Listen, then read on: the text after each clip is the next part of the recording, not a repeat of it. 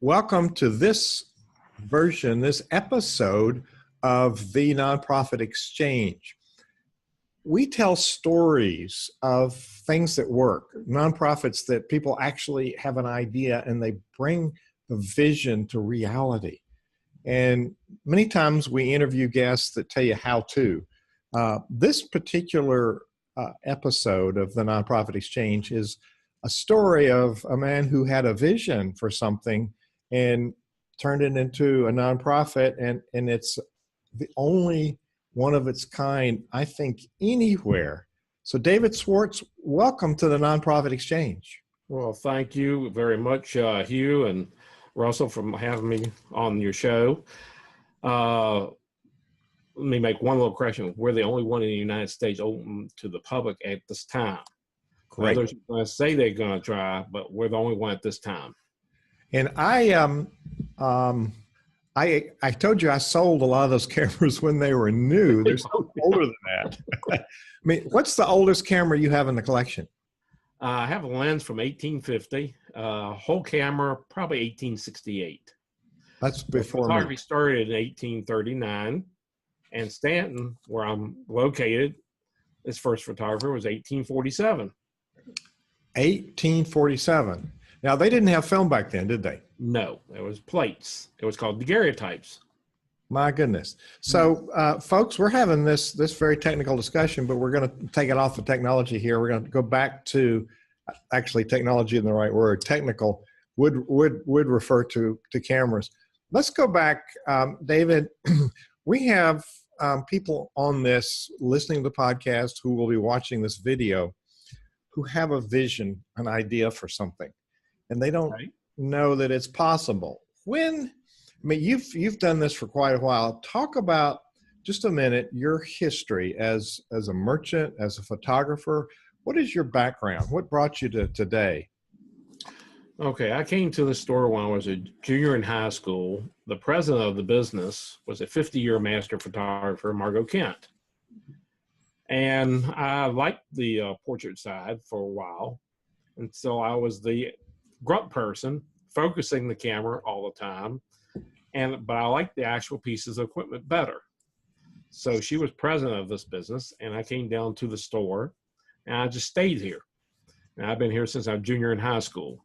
Now, come next May 30th, it'll be 50 years for me. Wow. Same place? No, different location, same business. Same business. We were just around the corner, so just about a block away. Oh, my goodness. So Staunton is spelled Staunton. That's right. When I ask Siri, she says Staunton. She's not from there. She thinks she's from New York. Yeah. So let's talk about this entity called what do you call this nonprofit? What's the name of it? The Camera Heritage Museum. The Camera Heritage Museum. And when did you actually form this nonprofit? December 5th, 2011. Okay, so it's relatively new. Relatively new. The biggest problem was it was easy to get the nonprofit. I thought would be hard. The hard part was getting the certificate of the state of Virginia to raise funding. So we had to go through the Department of Agriculture to get a certificate so we could raise the money. We just got that about 2 months ago now. Oh my goodness. Wow. So now we can raise big money. Now before that we could raise small money. We couldn't get grants or big money before that. So a lot of nonprofits just start going and they start raising money. They don't realize they have to register with whatever state they're in. Department of Agriculture, which is a very unusual, not Department of Taxation, Department of Agriculture. And that may vary from state to state. We're in you and I are both in the Commonwealth of Virginia, and I think we do some things a little differently. So when did you first have a vision for starting a nonprofit? When my son didn't want to have any part of the cameras at all. And I just didn't want to start selling off the collection. Back up from there. When did you start the collection? I started the day after I came to the store. Oh my. I bought a camera from a person and paid $75 for it. I was only making $57.64 a week. And I asked for a week's advance on salary to buy it. And my boss thought I was crazy. Well, isn't that a prerequisite for being in the camera store business? I think so. All right. So you started a collection. Now, all of these cameras, now people can see the cameras behind you, but that's only a small sampling of what you got. Do you have an inventory list that tells how many items you have in that store? Museum? We have approximately 6,000 cameras in the total collection. Not all of them are totally inventoried yet because we have gotten 2 huge collections have come in. So we have not completely compiled the total collection. So why did you start this nonprofit? Well, I called Eastman House. They were showing a small version of a small collection down the hallway in the mansion, but they're not showing the huge collection that's in their main vault. And they said they're never going to show it. Then I talked to Smithsonian.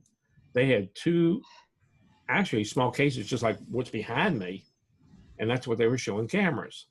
Then they took them out, and they're not showing any now. Now, the only ones they're showing are in aircraft. They're mounted in the aircraft bombs of the planes. That's the only things they're showing. And they put them in the warehouse. So they're not going to show them again. So we decided to open this up as a nonprofit so the public can see what these cameras actually look like.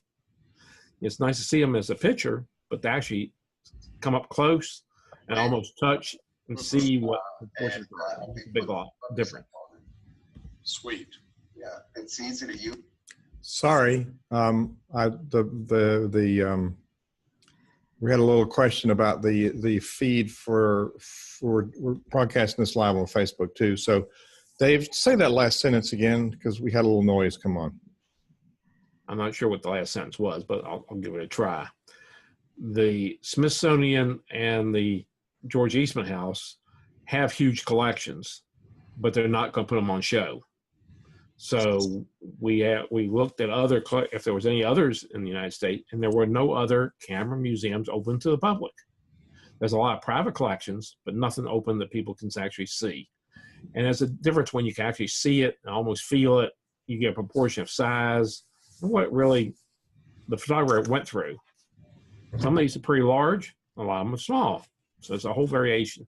They all do the same thing. Yeah, yeah. So there are museums for artifacts with the different kinds of collections. Like I was in Reno, Nevada. There's a wonderful classic car collection that goes back the same number of years as your cameras. So why did you decide that this should be a nonprofit instead of a for-profit business?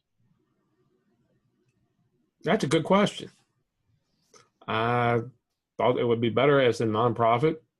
Thought we could probably raise more money to get a larger location because this is by far too small. On the whole exhibit we have on our floor, we're showing about 1/3 of what we got. And that's not a lot. Oh my goodness. I was amazed when I saw what you have. If I'd seen the rest, it would have blown my mind. So an awful lot of people, I meet an awful lot of people with ideas, and they're straddling the fence. Should I have a for-profit business? Should I have a nonprofit? Now, there's lots more regulations with a nonprofit side as far as how you manage the money. And once you put all the cameras in the collection, that belongs to the nonprofit, and that's right. Take them home yourself. So yes, you're right. There's I think when you and I spoke, I teach nonprofits. There's 8 streams of revenue that can fund. And David, what I see here is you've created a legacy. I like to think that, but it's not about me. I just like to see these things preserved because the next generation has no concept of what film cameras are anything about. I live down the road in Lynchburg. I just moved from Blacksburg. And this morning I went down to a frame shop because I got an old house. You got to have those hooks, that hang at the molding at the top, like in a gallery. We're a frame shop also. Yes. Oh, that's right. I got to call you. Anyway, I went around the corner and there's the Lynchburg Camera Store, and it was like going back in history. And you probably know those folks, but they don't sell old cameras. One of the few, I think it's one of the last 5 in Virginia. Yeah. And so it's when I operated my camera store in Madeira Beach in St. Pete, Florida, I saw 45 over the 17 years I ran this store. I saw 45 camera stores close up. It was in transition. That was just before electronic digital imaging came along. So we're talking today to Dave Schwartz. Dave, what is your title with this museum? I'm the curator. You're the curator, but you're also the visionary and the founder, correct? Yes, sir. Yeah. So you're the one that holds the vision for this, correct? I believe I do. So I want to talk about how do we start up a nonprofit and how do we make sure that our vision is faithfully executed, and it's not about you. This museum will live on in perpetuity, and it will be, you know, a legacy, and you'll have an endowment fund that's going to preserve it for time immemorial. And if share the vision for the future, you want to have your own facility, and certainly a larger facility. Russell, you've been perusing the website, and when you logged on early, we talked about how amazing the collection is. What questions or observations do you have for our guest today? Well, I'd like to welcome you, David. It's good to see you again, 2 weeks in a row. And nice meeting you. You know, I just thought it was, you know, I wasn't sure what you did, but then I went onto your website and I thought, how cool is that? You get a camera guy to talk about vision. I would like to think I would like to think that was deliberate, but you know, if it wasn't, you know, anything to stop the age and mental condition thing.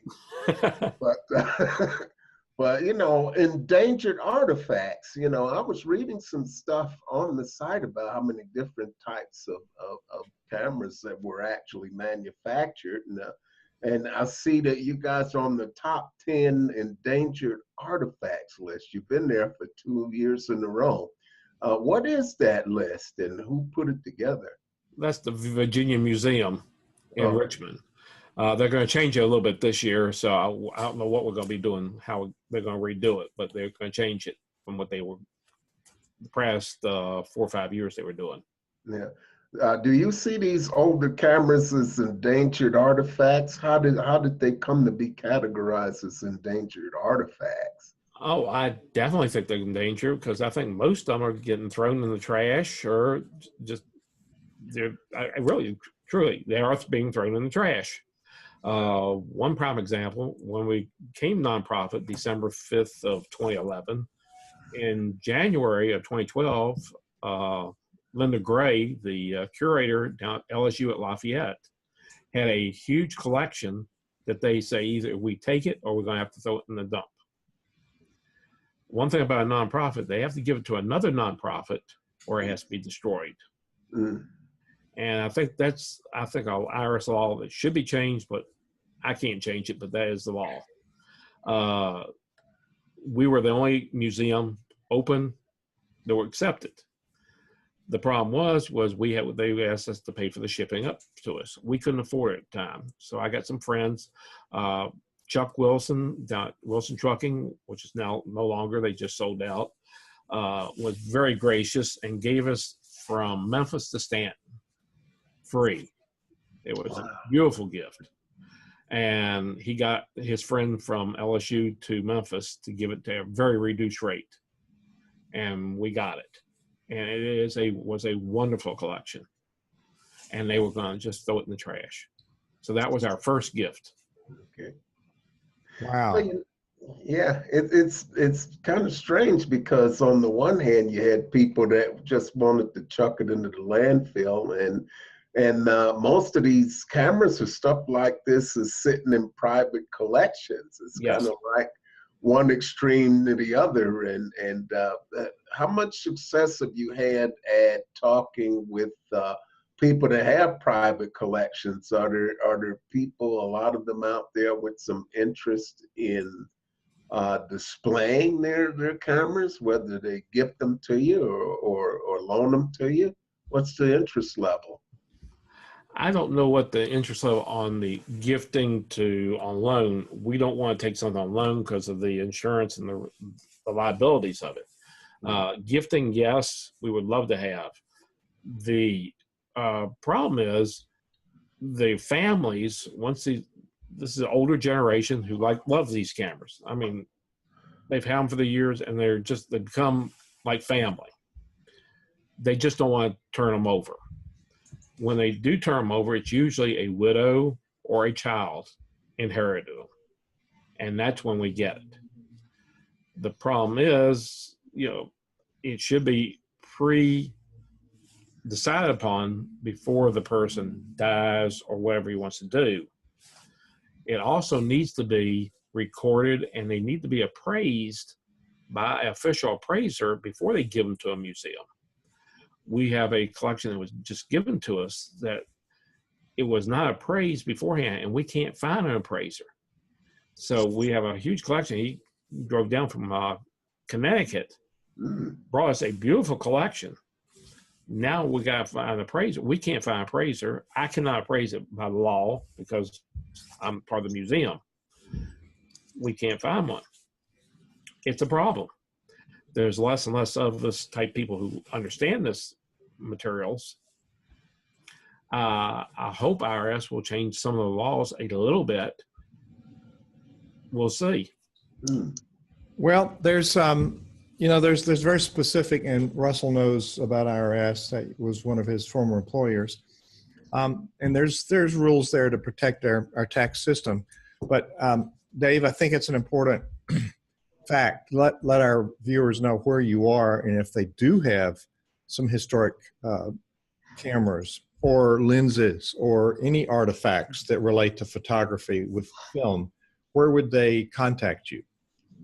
You can get us on our website. We have cameraheritagemuseum.com. On our Facebook page, again, Camera Heritage Museum. We're the only one that's on the web. The only camera museum in the United States open to the public. So it's the first one. Very easy to contact. But first, I would suggest go to your accountant first. See what the accountant says to do. Get the appraiser before you do any paperwork. Then, if you want to donate, then you already have your appraising part, which IRS requires. Then we proceed from there. We have our forms on our website for all that, for donations. Great. But the main thing is the appraising first. Appraising first, make sure there's a bona fide value. In your narrative, when we were starting, you talked about working for a woman who was a master photographer. That was an earned title through the Professional Photographers of America, and you had to prove your worth, and there was a whole qualification process to be able to use that term, master photographer. Correct? That's right. And that was you have to, it's a three-part thing. You have to teach, you have to exhibit and win in the exhibits, and then you have to be in the business to do. And it has to work all together, and you have to prove yourself as a good photographer. But you worked for somebody that was that classic portrait artist. And I got and won my points and everything. And I went to Winona School of Photography and got mine. You did? And proceeded on. I've just stayed and done this. So you're more intrigued by the equipment than you are on the actual photography side.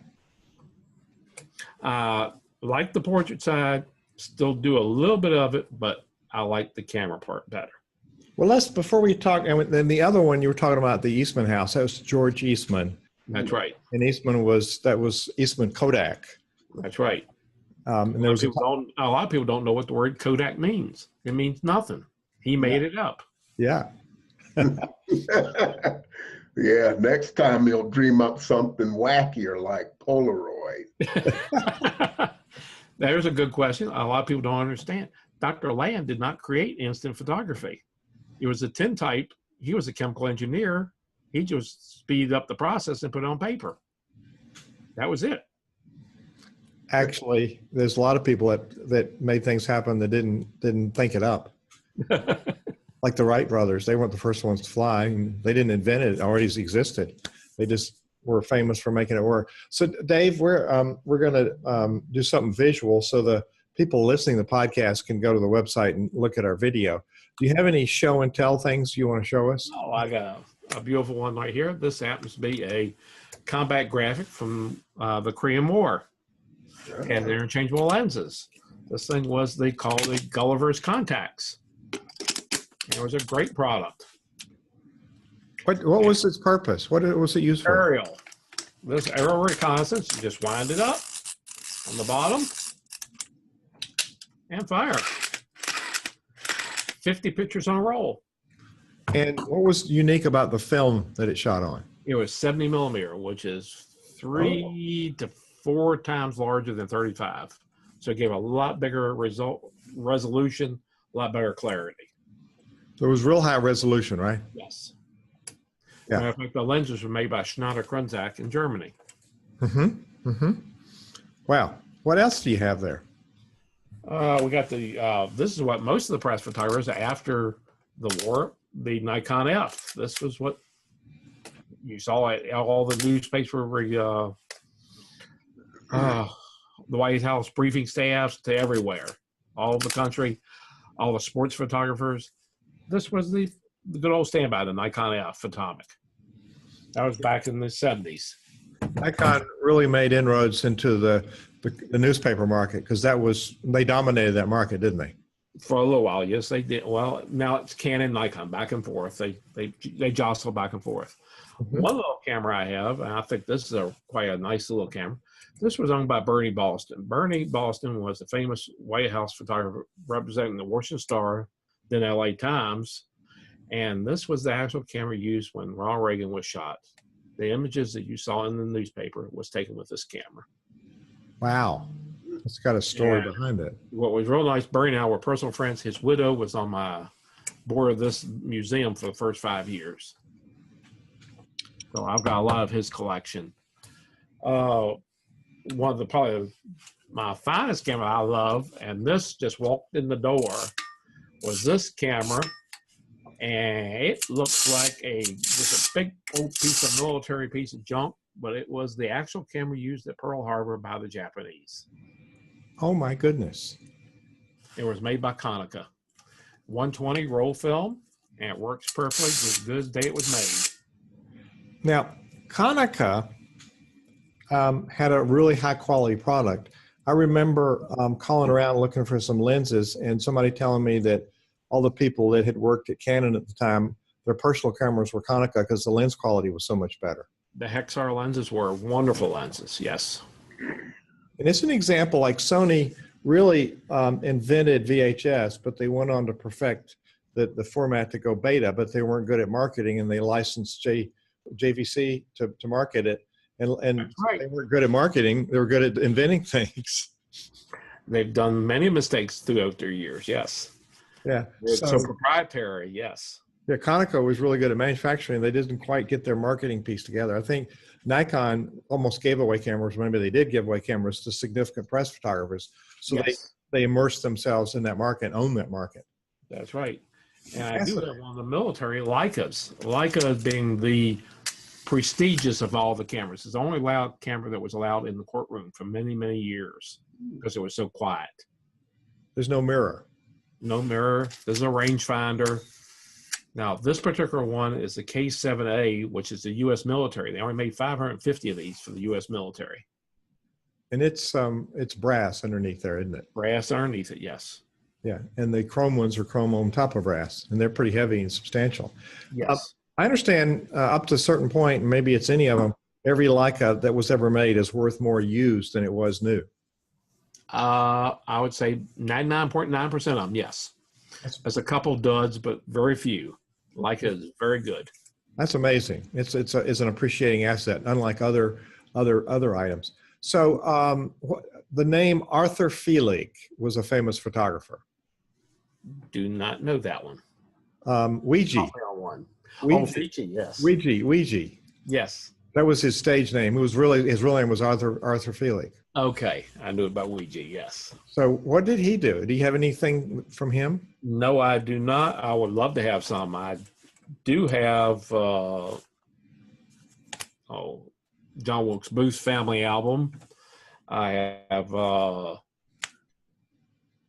E. Lee's official portrait supposed to be for Washington College that they could not use because he did not button his vest. He did that on purpose because he didn't want to put that suit back on after the war. So it was called improper dress. Wow. Alfred Eisenstadt. Another good one. Winston Link. We have one right down the road from us in Lexington. Sally Mann, a wonderful photographer. She does wet plate clothing. She still does. Amazing. So Alfred Eisenstadt was the famous life photographer, right? Yes. And supposedly he had two Leicas, one with a wide angle, one with a slight telephoto, and he took everything with those two cameras. That's why I said Leica. That's why I have several. We have over 100 in our collection. So it's not only the equipment; it's the eye behind that that's able to capture. I would say very much the eye, but the optics help a lot. A lot of people think the bodies mean a lot. The body today with electronics, I would say, is about 30% of the total outcome. The lens, I would say, is really 50%, and then the other is if you can know how your eye compose the picture. Yeah. So Leica, the lenses with Leica are just as sharp, wide open as, mostly you have to stop down a lens to have it really sharp, and but Leica's well wide designed. open. They were the best because Oscar Bonac, who invented the Leica, had asthma. He couldn't carry the big plate cameras around. So he built a small camera system. But Ernst Leitz II didn't want to put it out until he proved it. Lovely. Do you have anything from the Brady Brothers from the Civil War time? No, I do not. A lot of people don't realize, but most of the Brady plates were repurposed. Matthew Brady himself was going blind at the time because of doing daguerreotyping. Daguerreotyping uses mercury. Mercury poisoning, Mad Hair's disease. He couldn't see. So you had Gardner and O'Sullivan. But those plates afterwards were repurposed, and they were put in greenhouses. And they're lost now. Oh my goodness. Well, it's clear that there's a whole lot of stories attached to these precious artifacts that you have. Oh, definitely. So when you had a vision for this, what was the first thing you did? It was probably before you got this nonprofit tax exempt status in 2011. So before that, you started thinking of preserving this collection and moving it forward. So talk about, what was your vision, and then what's your vision for the future? Well, my vision then was just a collection, show people. I did not understand nonprofit at all. When I started learning nonprofit, I had to do a lot of self-education.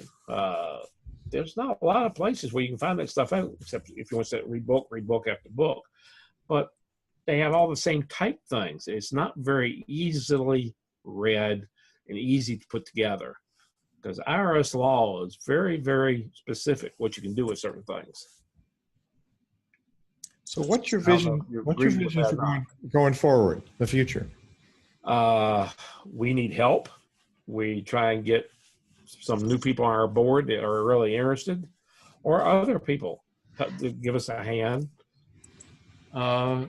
We are now trying to acquire the P. Buckley Moss building that is about 9 miles east of us in Waynesboro, right off the 64 exit. Virginia Tech owns it. She gave it to Virginia Tech with $6 million in cash. It was built as a museum. It's ideally suited for what we want.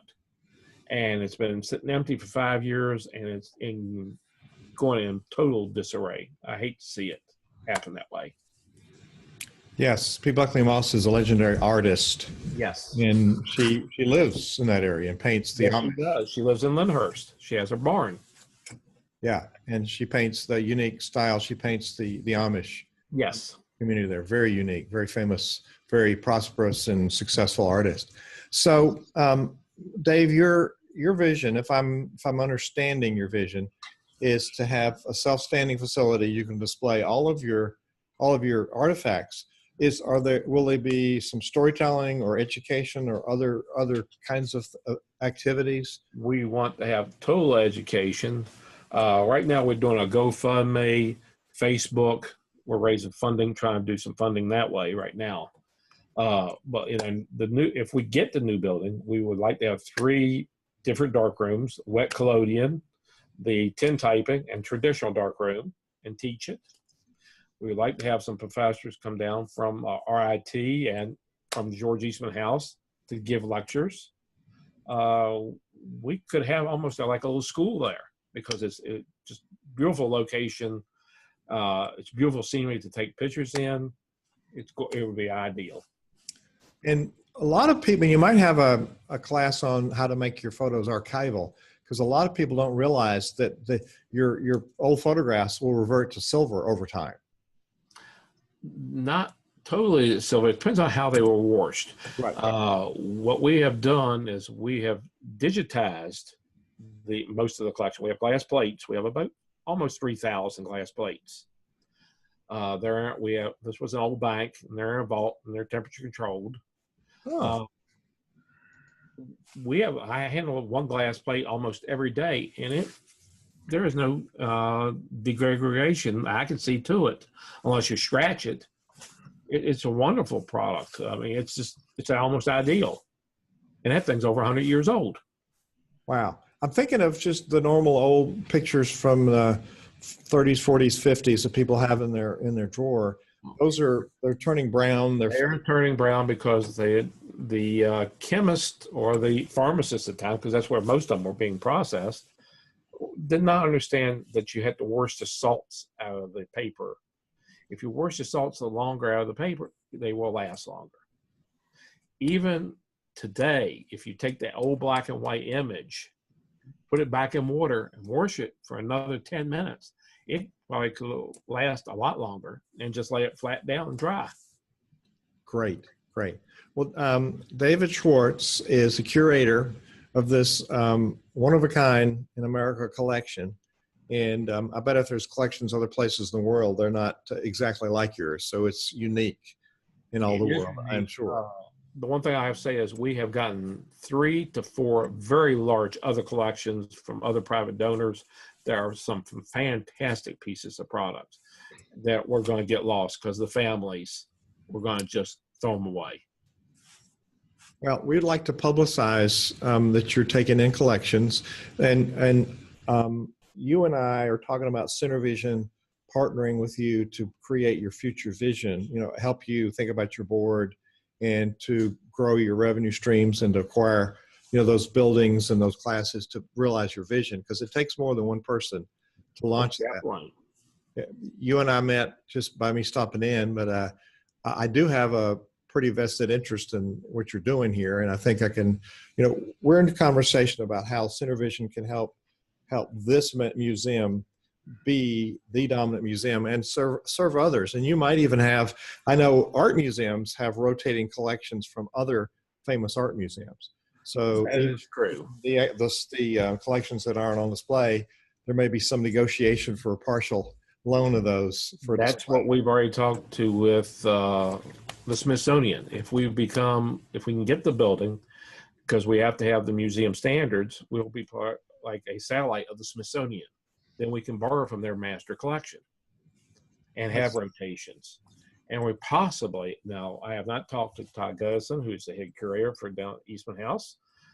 He might be able to do the same type thing, which would be nice to be able to show these nice old artifacts instead of being locked up and never be seen again. It's nice to see them in pictures, but to see it in real life is entirely different. It is quite different. Russell, what are you thinking? We're nearing the end here. I want to hear what he has to say. Yeah. I'm thinking about the educational aspect, because just a couple of those cameras that you showed us have a significant history. So have you recorded that or written some books around it? Or? Yes, we have. I'll just grab one around the corner here. I obtained this one just a couple of months ago. This is one of 100 brownies that were stereo that were made. They're pretty rare. And like I said, somebody was probably going to throw this thing away. And it is absolutely beautiful. This is I think this was 1905. Yes, this was 1905. Yeah. So I think some books on the history, and I mean, you could probably categorize those by manufacturer or by year, and because you got some That has already history. been done. There's plenty of books out there. That's not the problem. The books are out there. The images are on the internet. What we want people to come in and actually see it. And we can't let them touch it, but I mean, they get right up close and personal to it, and it tells a lot. It's entirely different than just seeing it on a book. Well, I was thinking if you could get people to read the book, or you could make some That would videos, help. Oh, yes. video tours, just to get them to come in would be great. And I'm thinking, well, they're rare, but maybe some education, live courses or online courses on that type of photography and the history of photography, just as a way to stir up some interest and That's true. people through the door. Because I mean, once without dedicated folks like yourself, all of this knowledge, all of this history is in danger of falling by the wayside. We're not the only one. Yes. Well, I mean, we're just in camera, but it's in every form of life. That's you're exactly right. David Schwartz, you have a passion for something very unique, and it comes across. I look forward to exploring the future with you and seeing how we can, at CenterVision, be a champion for the uniqueness that you have in preserving this history as a legacy and educating people on what really happened in those eras. John Wilkes Booth, Ronald Reagan, those important places in history where that camera was, and it captured that slice of history. You're in, so am I. I'm in Lynchburg. You're in Staunton. Staunton is a wonderful downtown. It's preserved its history, has a world-class Shakespeare theater there. So wherever you are, you'll be close to that, but you'll be in Waynesboro if you get that building. But David, we want to encourage people to contact you if they have collections. We want to encourage people. It's not far off of I-81 going, up by the North and south. We're right at the intersection of 64. Yeah, yeah. And it's easy to get there, and it's not far from getting off the interstate. If you're going north, south, or east or west on one of those interstates, 64 or 81, it's worth popping over there and taking a look. And I think right now, like I said, we're right downtown. And right across the street from us, we have SunTrust Bank, and they have a most wonderful skylight. It's absolutely huge. Two blocks up from us, we have Trinity Church. There are 8 Lewis Comfort Tiffany windows in there. 2 of them are hand signed. They're priceless. I mean, we have a lot of historical artifacts in this area. Oh my goodness. Well, David Schwartz, you're taking time from your busy day to share with people. What I want to leave people with is, if you have a vision for something, you can make it happen. So put people around you who are competent and make it happen. Don't give up on your vision. I bet you there were times that people want you to give up, David, and you said, nope, I'm going to do this. Am I right? I still have people who want me to give up. They want me to retire. I mean, 50 years here, it gets a little tiring, but I love it. And I would love to get some people who are interested in this to come in and help.